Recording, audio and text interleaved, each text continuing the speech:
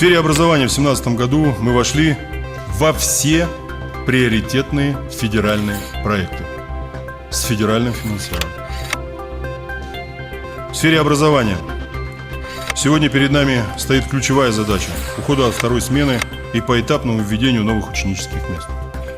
К 2020 году мы планируем построить 8 новых школ в Сыктывдинском, Усть-Куломском, Троицко-Печорском, Сысольском и в Уктыльском районах и в городе Сыктывкаре. Если в предыдущие 5 лет нам удалось ввести чуть больше 1000 ученических мест, то только за 2017 год мы ввели дополнительно 875 ученических мест.